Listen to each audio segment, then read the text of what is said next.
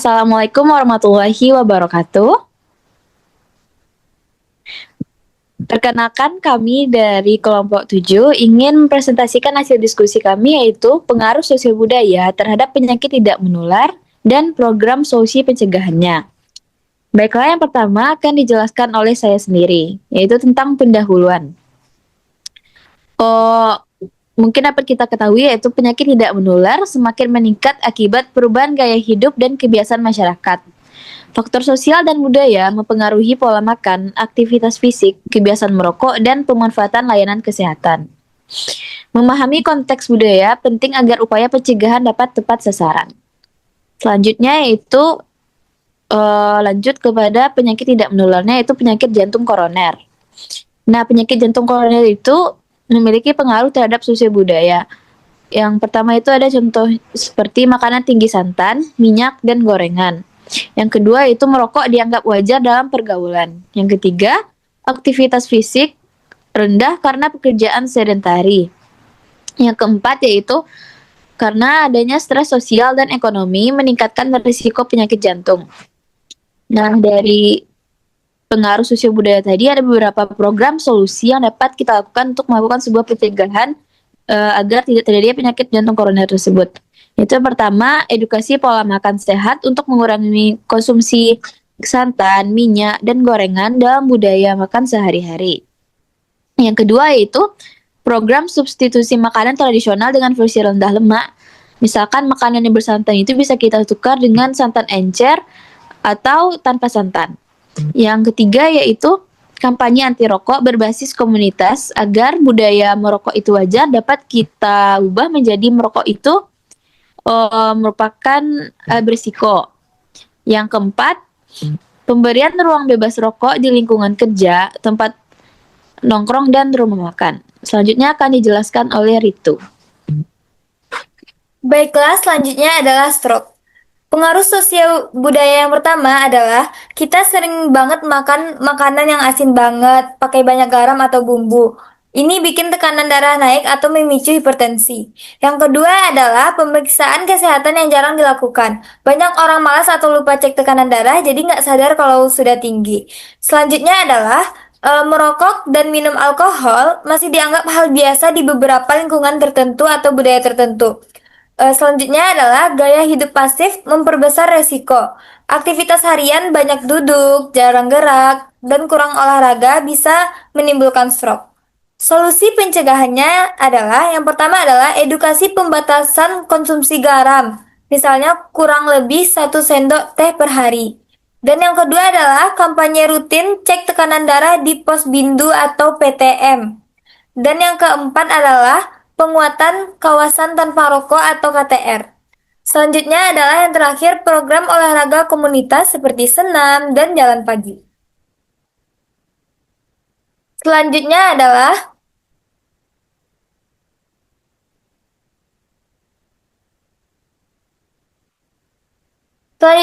PPOK atau penyakit paru obstruktif kronik. Pengaruh sosio budaya dari penyakit paru obstruktif kronik tersebut adalah yang pertama, merokok masih dianggap normal atau hal yang biasa saat kumpul, nongkrong, atau di rumah. Dan yang kedua adalah asap dapur tradisional seperti kayu bakar atau tungku. Masak pakai tungku atau kayu bakar bikin dapur penuh asap. Dan yang ketiga adalah pembakaran sampah menambah polusi udara. Banyak orang masih bakar sampah karena dianggap cara yang cepat. Dan yang terakhir adalah ventilasi rumah yang sering kurang baik. Rumah kurang ventilasi jadi asap banyak numpuk di dalam. Solusi pencegahannya adalah yang pertama, terus ingatkan bahaya rokok, bukan cuma buat perokok, tetapi juga keluarga yang ikut menghirup asapnya melalui kader atau tokoh masyarakat. Dan yang kedua adalah penggunaan bahan bakar ramah lingkungan untuk memasak. Kalau bisa pakai kompor yang lebih bersih atau buka ventilasi biar asap keluar. Yang ketiga adalah program bebas bakar sampah di desa atau RT. Berhenti bakar sampah, cari cara lain yang lebih aman. Dan yang terakhir adalah perbaikan ventilasi rumah dan dapur sehat. Selanjutnya adalah diabetes mellitus. Pengaruh sosiobudaya dari penyakit ini adalah yang pertama, minuman manis umum di acara sosial. Di acara kumpul keluarga atau hajatan, minuman manis kayaknya wajib ada, jadi itu bisa dikurangi. Dan yang kedua adalah acara adat menyajikan makanan tinggi kalori. Makanan di acara adat biasanya tinggi kalori, manis, gurih, dan porsi besar. Selanjutnya adalah kurang olahraga karena rutinitas kerja. Banyak dari kita kurang olahraga karena sibuk atau terlalu capek. Dan yang terakhir adalah pemeriksaan gula darah sering terlambat.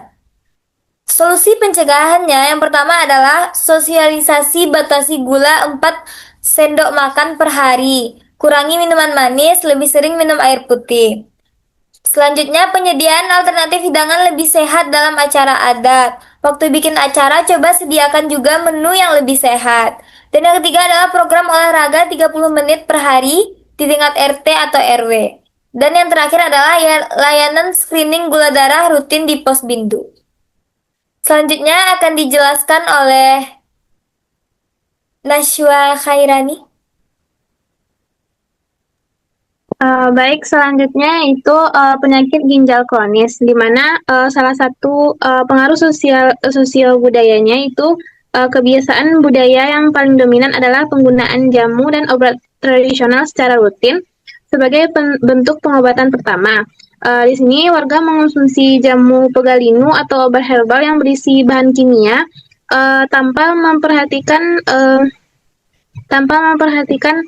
batasannya atau dosis obatnya.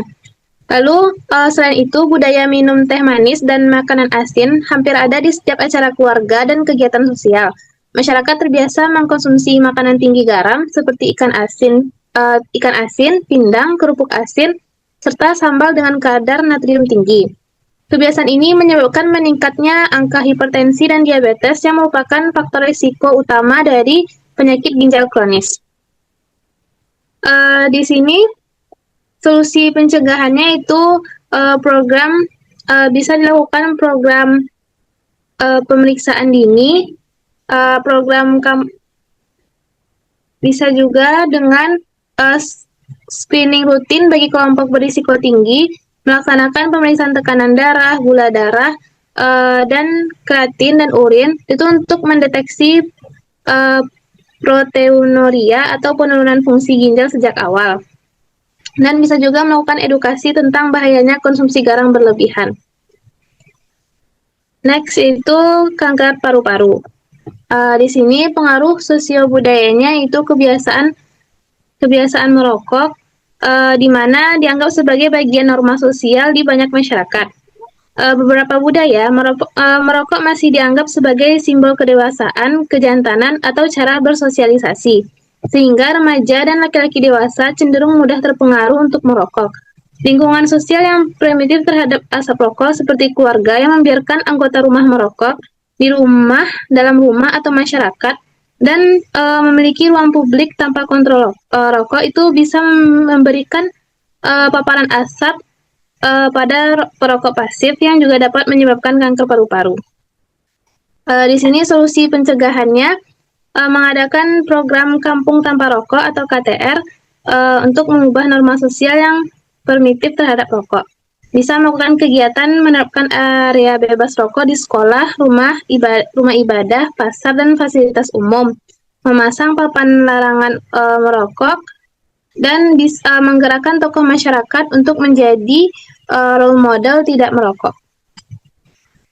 Selanjutnya akan dijelaskan oleh teman saya.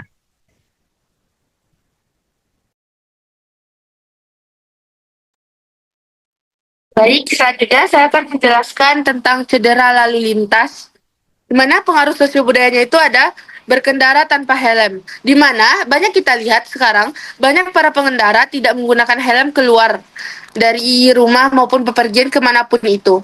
Nah, yang kedua, balap liar dan melawan arus. Nah, yang ketiga, ada disiplin lalu lintas masyarakat yang masih rendah. Nah, dari pengaruh tersebut, kita dapat melakukan solusi pencegahan dengan cara: satu, edukasi tertib lalu lintas dan pentingnya memakai helm. Dua, penegakan hukum tegas untuk pelanggaran dan balap liar tersebut. Nah, tiga, cegah anak di bawah umur untuk berkendara. Empat, perbaikan rambu dan fasilitas jalan. Karena, seperti yang kita lihat sekarang, rambu dan fasilitas jalan kita masih sangat minim, seperti kadang rambu lalu lintas yang nggak hidup, ataupun rambu-rambu lainnya yang tidak ada. Selanjutnya, terakhir, kolaborasi polisi dan pemerintah daerah di area rawan kecelakaan tersebut. Selanjutnya, cedera. Next. Nah, selanjutnya, cedera akibat kekerasan, di mana pengaruh sosiobudayanya akibat kekerasan. Cedera akibat kekerasan di mana pengaruh sosiobudayanya ada: satu, norma patriarki yang masih kuat; dua, kekerasan rumah tangga dianggap urusan pribadi; tiga, banyak kasus tidak dilaporkan. Nah, dari pengaruh tersebut dapat kita lakukan solusi dengan cara edukasi masyarakat tentang kesetaraan gender dan anti kekerasan. Dua, penguatan dukungan bagi korban, layanan seperti layanan pengaduan, konseling, ataupun shelter. Tiga, kampanye untuk menghentikan budaya diam dan mendorong pelaporan. Karena masyarakat itu seringkali banyak diam dan menganggap kekerasan tersebut sebagai urusan pribadi, jadi mereka pun tidak berani ataupun tidak mau ikut campur untuk melaporkannya. Selanjutnya, bisa dengan dilakukan penegakan hukum tegas terhadap pelaku kekerasan. Yang terakhir, pelatihan komunitas, RT atau RW, dan tokoh masyarakat untuk deteksi dini kekerasan.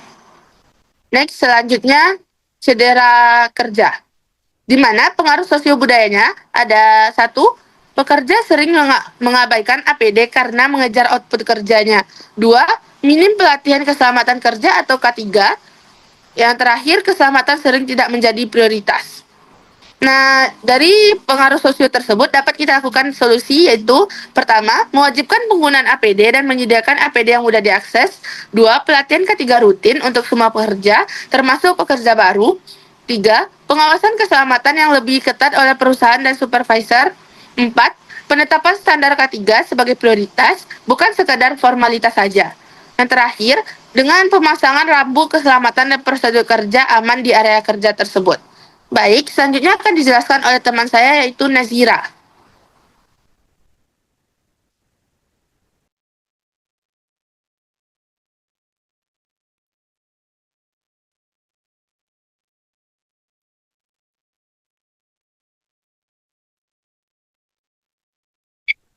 Yang pertama itu fasilitas kesehatan. Solusinya yaitu deteksi dini kanker seperti pap smear, IVA, dan Sadari. Pemeriksaan ini sangat penting karena bisa menemukan tanda-tanda awal penyakit sehingga pengobatan bisa dilakukan lebih cepat.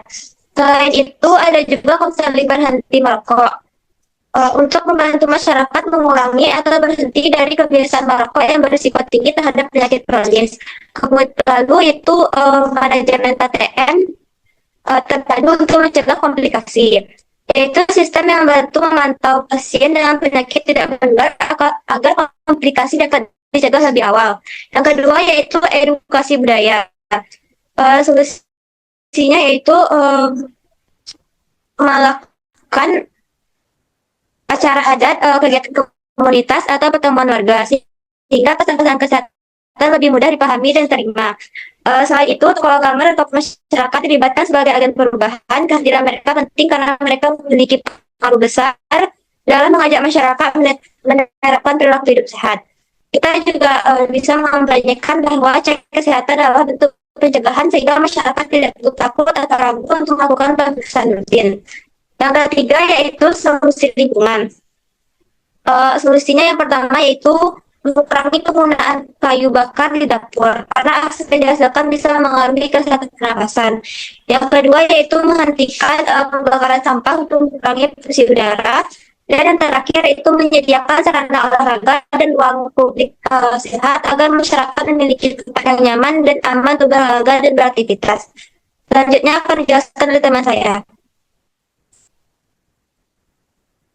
Baiklah, dari semua materi yang sudah dijelaskan teman saya tadi, dapat kita simpulkan bahwa kesehatan fisik adalah kunci untuk menjalani kehidupan yang produktif dan aktif melalui olahraga yang teratur, pola makan yang seimbang, tidur yang cukup, serta gaya hidup aktif.